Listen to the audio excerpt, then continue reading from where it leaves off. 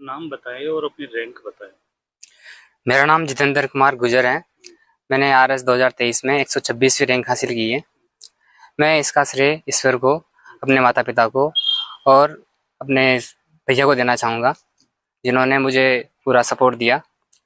इसके अलावा मेरा ये पहला प्रयास था। मैं ऑलरेडी कनिष्ठ सहायक के पद पर कार्यरत हूँ बारां जिले में, और मैंने नौकरी के साथ रहते हुए अपनी तैयारी स्टार्ट की और मैंने अंततः सफलता हासिल की है। पहले प्रयास को आपने क्लियर कर दिया, क्या कहेंगे इसको लेकर?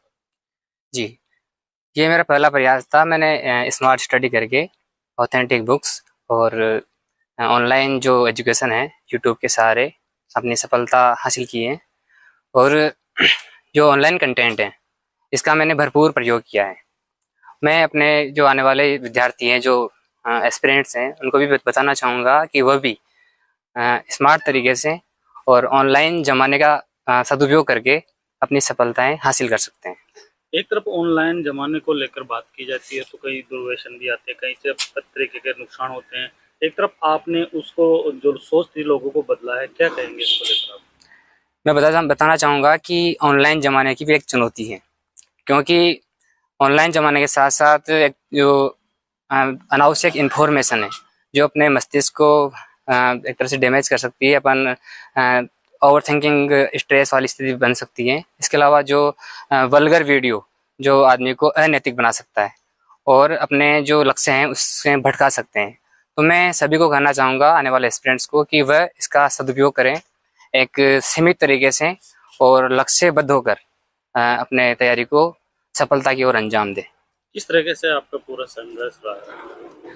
देखो, मेरा ज़्यादा लंबा संघर्ष तो नहीं रहा है, क्योंकि ये मेरा पहला प्रयास था और मैंने लगभग 1 साल में ही ये मुकाम हासिल किया है।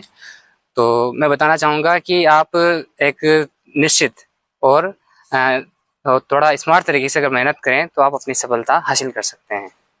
देखिए, बात करें कुछ लोग हैं जो तैयारी करते हैं फिर बाद में ज़िंदगी से हताश हो जाते हैं, उन लोगों को क्या मैसेज देना चाहेंगे? देखो, ज़िंदगी से हताश होने की ज़रूरत तो नहीं है, क्योंकि ज़िंदगी केवल एक नौकरी के भरोसे नहीं है। आरएस भी एक नौकरी है जस्ट। तो अगर ये इस लक्ष्य हासिल नहीं हो पाता है तो और भी बहुत सारे लक्ष्य हैं। आप राजनीति में आ सकते हो, बिजनेस की दुनिया में आ सकते हो, अध्यापक बन सकते हो। अलग अलग तरीके से आप अपने जो सामाजिक सेवाएं कर सकते हो। केवल आरएस बनना ही एक लक्ष्य बनाना है, मैं ऐसा नहीं मानता हूँ। मेरा भी एक प्लान बी था। अगर मेरा इसमें नहीं होता तो मैं दूसरा प्लान बी के लिए तैयार था। मैं अपनी तैयारी के लिए जो असिस्टेंट प्रोफेसर हैं इसके लिए एमए और नेट करने की सोच रहा था। अगर इसमें आरएस में नहीं होता तो मैं इसके लिए बिल्कुल तैयार था। अपनी जो उपलब्धि हासिल की, इसका श्रेय किसको देना चाहेंगे आप? मैं अपनी उपलब्धि का श्रेय अपने माता पिता को, जिन्होंने पूरी तरह मुझे इसका सपोर्ट दिया और हमेशा कभी भी हताश नहीं होने दिया, और अपने भाई को, जिसने मुझे हमेशा, जब जयपुर भी रहा तो मतलब पूरी तरह सपोर्ट दिया हर प्रकार से। तो मैं इन तीनों को देना चाहूँगा। देखिए, रिजल्ट आया जिस दिन भी गांव में दिवाली हुई, आज फिर दिवाली हुई, आपका स्वागत हुआ, क्या कहेंगे?